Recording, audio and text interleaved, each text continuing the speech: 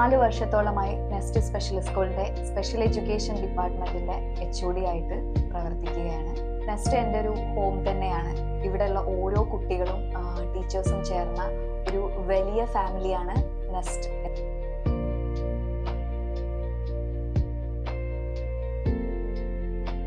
പതിനെട്ടോളം special എഡ്യൂക്കേറ്റേഴ്സും അതുപോലെ തന്നെ 8ഓളം കെയർടേക്കേഴ്സും അടങ്ങിയിട്ടുള്ള ഒരു സ്പെഷ്യൽ എഡ്യൂക്കേഷൻ ഡിപ്പാർട്ട്മെന്റ് ആയിട്ടാണ് നമ്മളിവിടെ പ്രവർത്തിക്കുന്നത്.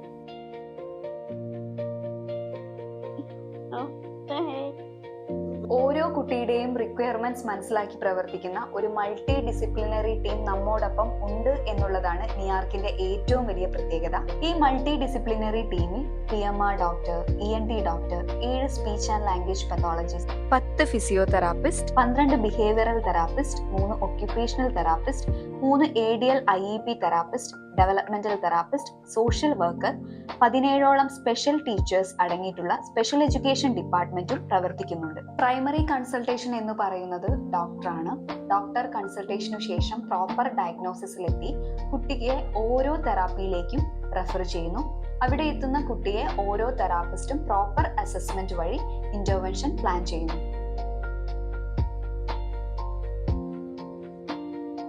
Each child is unique and every disability deserves a chance. അതുകൊണ്ട് തന്നെ അവരുടെ ഒരു ചെറിയ പ്രോഗ്രസ് പോലും ഞങ്ങളുടെ വലിയ വിജയമാണ്.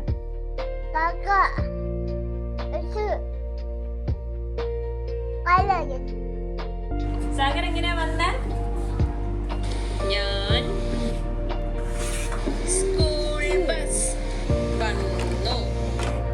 AAC അഥവാ ആൾട്ടർനേറ്റീവ് ആൻഡ് ഓഗ്മെന്റേറ്റീവ് കമ്മ്യൂണിക്കേഷൻ എന്ന് പറയുന്നത് നോൺ വെർബൽ അഥവാ സ്പീച്ച് വൈസ് കമ്മ്യൂണിക്കേറ്റ് ചെയ്യാൻ ബുദ്ധിമുട്ടുള്ള കുട്ടികൾക്ക് ഉപയോഗിക്കുന്ന ഒരു ടെക്നോളജിയാണ്.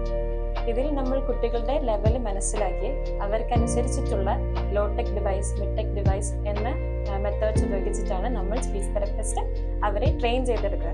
ഇങ്ങനെ കുട്ടികളെ ട്രെയിൻ ചെയ്യുന്നതിലൂടെ കുട്ടികൾക്ക് മറ്റുള്ളവരുമായിട്ട് അവരുടെ ആവശ്യങ്ങളും മറ്റും കമ്മ്യൂണിക്കേറ്റ് ചെയ്യാൻ ഇവരെ സഹായിക്കുന്നു. കമ്മ്യൂണിക്കേഷൻ ഇല്ലാത്തത് കാരണം ഒരു പരിധിവരെ ഉണ്ടാകുന്ന അവരുടെ ഫ്രസ്ട്രേഷനും ബിഹേവിയറൽ ഇഷ്യൂസും ഒക്കെ നമുക്ക് ഇതിൽ ഒരു പരിധിവരെ കൺട്രോൾ ചെയ്യാൻ പറ്റും. നമ്മൾ ട്രെയിൻ ചെയ്തെടുക്കുന്ന കുട്ടികളിൽ ചെറിയ ഇമ്പ്രൂവ്മെന്റ്സ് കാണുമ്പോൾ പോലും ആസ് എ തെറാപ്പിസ്റ്റ് എന്ന നിലയിൽ ഒത്തിരി സന്തോഷം തോന്നാറുണ്ട്. ഈ ഫുഡ് കഴിക്കാൻ പ്രയാസമുള്ള കുട്ടികൾ ഫുഡ് കഴിച്ച് തുടങ്ങുക, ബ്രഷ് ചെയ്യാൻ തുടങ്ങുക, ബട്ടണിങ് ചെയ്യാൻ തുടങ്ങുക, ഇവര് കുഞ്ഞു കുഞ്ഞു മാറ്റങ്ങളിൽ പോലും നമുക്ക് ഒരുപാട് സന്തോഷം തോന്നാറുണ്ട്.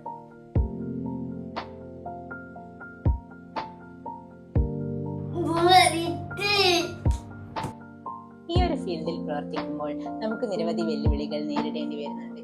അതായത് കുട്ടികൾക്ക് ചിലപ്പോൾ പെട്ടെന്ന് ദേഷ്യം വരാം, നമ്മൾ പറയുന്നത് അനുസരിക്കാതിരിക്കാം, അവരുടെ ആവശ്യം എന്താണെന്ന് മനസ്സിലാക്കാൻ നമുക്ക് കുറച്ച് സമയമെടുക്കും. അക്കാദമിക്സിന് പുറമെ ഡാൻസ്, ക്രാഫ്റ്റ്, ഡ്രോയിങ്, മ്യൂസിക്കിൽ തന്നെ vocal and instrument, then physical education എന്നീ ഫീൽഡിൽ പ്രഗത്ഭരായിട്ടുള്ള അധ്യാപകരുടെ ഒരു വിങ് തന്നെ നമ്മുടെ നെസ്റ്റ് സ്പെഷ്യൽ സ്കൂളിനോടൊപ്പം പ്രവർത്തിക്കുന്നുണ്ട്.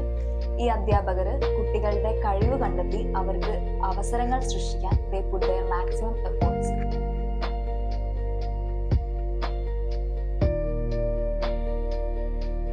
ഒരു ഡാൻസ് ടീച്ചർ എന്ന നിലയിൽ ഏറ്റവും ഡൗട്ട്ഫുൾ ആയിട്ടുള്ള മൊമെന്റിലാണ് ഞാൻ നിയാർക്കിലേക്ക് വരുന്നത്. ഞാൻ കൊടുക്കുന്ന ട്രെയിനിങ്ങിലൂടെ അവർക്ക് എന്തെങ്കിലും ചേഞ്ച് ഉണ്ടാവുക എന്നതായിരുന്നു എനിക്ക് ഏറ്റവും വലിയ ചാലഞ്ച്. ഇന്നൊരു പാട്ട് കേൾക്കുമ്പോൾ ചെറിയൊരു മൂവ്മെന്റ്സ് ആണെങ്കിൽ പോലും അവർക്ക് എക്സ്പ്രസ് ചെയ്യാൻ സാധിക്കുന്നത് കണ്ടിന്യൂസ് ആയിട്ട് അവർക്ക് കിട്ടിയ പ്രാക്ടീസിന്റെ റിസൾട്ട് ആണെന്ന് തന്നെ പറയാം. എൻ്റെ ജീവിതത്തിൽ ഒഴിച്ചുകൂടാനാവാത്ത സന്തോഷമാണ് ഈ മക്കൾക്ക് കൊടുക്കാൻ സാധിക്കുന്നത്. ഞാൻ ഈ സ്കൂളിൽ 6 വർഷമായി ഡ്രോയിങ് ടീച്ചറായിട്ട് വർക്ക് ചെയ്യുന്നു.